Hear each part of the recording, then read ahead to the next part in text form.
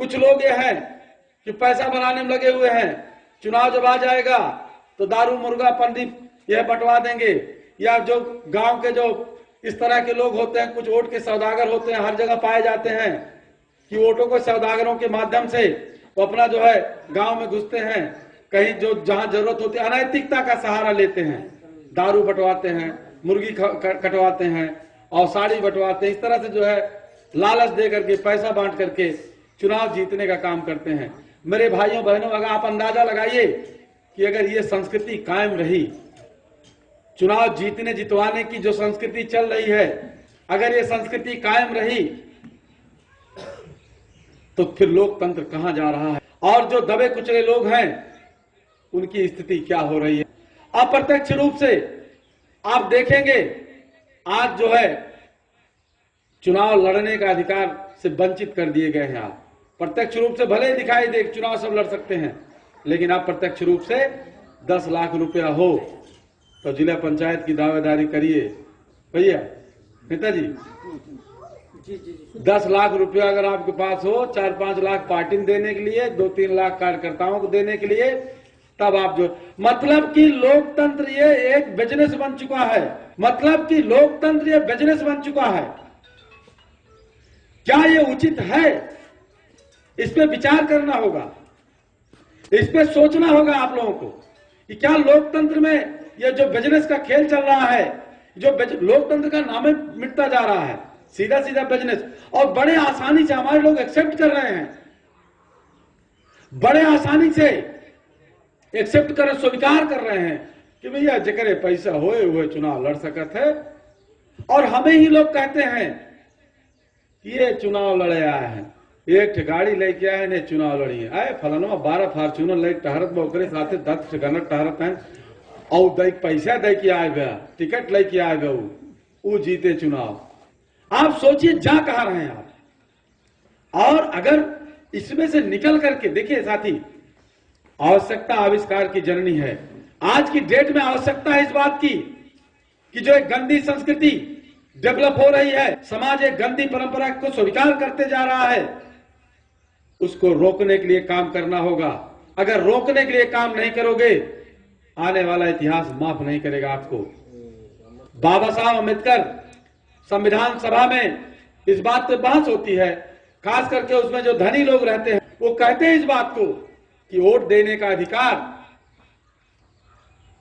जो जिनके पास एक निश्चित जमीन हो वो राय देते हैं, सुझाव देते हैं। ड्राफ्टिंग कमेटी के चेयरमैन बाबा साहब को सुझाव देते हैं कि वोट देने का अधिकार सबको नहीं दिया जाना चाहिए, जो एक निश्चित एक मानक बना दिया जाए कि जिसके पास इतनी संपत्ति होगी, जिसके पास इतनी जमीन होगी और जो जिसके पास इतनी शिक्षा होगी।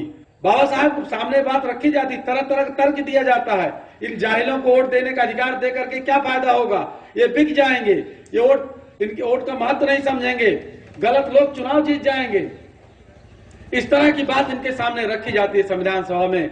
लेकिन बाबा साहब इस बात को समझते हैं, इस बात को बाबा साहब बाखूबी जान रहे होते हैं। अगर हम जमीन का जो है आधार पे जो है वोट का तय करते हैं, योग्यता तय करते हैं, तो जो है हम लोगों के हमारे लोगों के पास जमीन नहीं है। अगर हम शिक्षा पे तय करते हैं कि इतना शिक्षा जिसके पास होगी वो चुनाव लड़ेगा, अगर हम इसको तय करेंगे तो हमारे लोगों के पास शिक्षा नहीं है, क्योंकि पढ़ने लिखने का अधिकार नहीं था तो शिक्षा कहां से आएगी। बाबा साहब कहते हैं कि वोट देने का अधिकार सबको मिलेगा।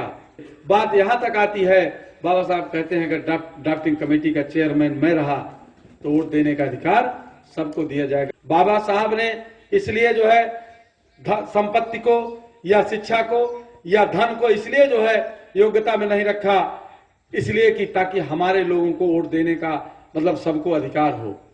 और अगर ये रख दिया जाता कि जिसके पास धन होगा वही वोट दे सकता है, और साथियों एक चीज और है, जो वोट दे सकता है वही चुनाव लड़ सकता है, जो वोट नहीं दे सकता वो चुनाव नहीं लड़ सकता।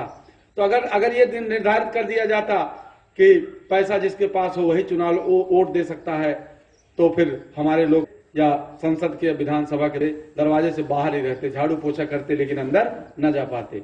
लेकिन आज की जो स्थिति है अप्रत्यक्ष रूप से बनती जा रही है कि बिना जो पैसे वाला नहीं है, तो अगर चुनाव लड़ भी गया तब भी उसको जो है जमानत उसकी जब्त हो जाती है। ये संस्कृति डेवलप हो रही है, आपके जवानी में डेवलप हो रही है, आपकी देख रेख में डेवलप हो रही है। उसके लिए कुछ करना होगा आपको। अगर आप नहीं करते हैं तो इतिहास आपको माफ नहीं करेगा। आपके सामने आप एक्सेप्ट कर रहे हैं इस बात को कि पैसा दे करके आया है फलानवा, टिकट लेके आया है फलानवा, उसी को जितवा दिया जाए। वो हम अब तो भाई टिकट लेके आ गया, उसका समर्थन कर दिया जाए। ये कैसे, जो कहां की संस्कृति है, किस तरह जा रहा है देश, इस पे सोचना होगा। इसमें इसी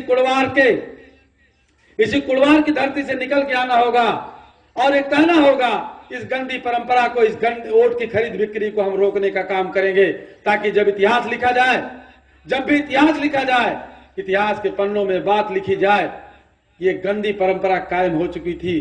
कुड़वार के लड़के निकल करके सामने आए और उन्होंने कहा कि ये चीज हम नहीं होने देंगे, रोकने का काम करेंगे। आप साथी, हो सकता है नहीं रोक पाएंगे, इसलिए हम चाहते हैं कि गांव गांव मोस्ट के मजबूत साथी, जागरूक साथी, ज्ञानवान साथी, शील युक्त साथी, ऐसे साथी गांव गांव तैयार रहें, जहां जो है इन कुरीतियों का, इस तरह की गंदी परंपराओं का बहिष्कार होना चाहिए, इसका विरोध किया जाना चाहिए।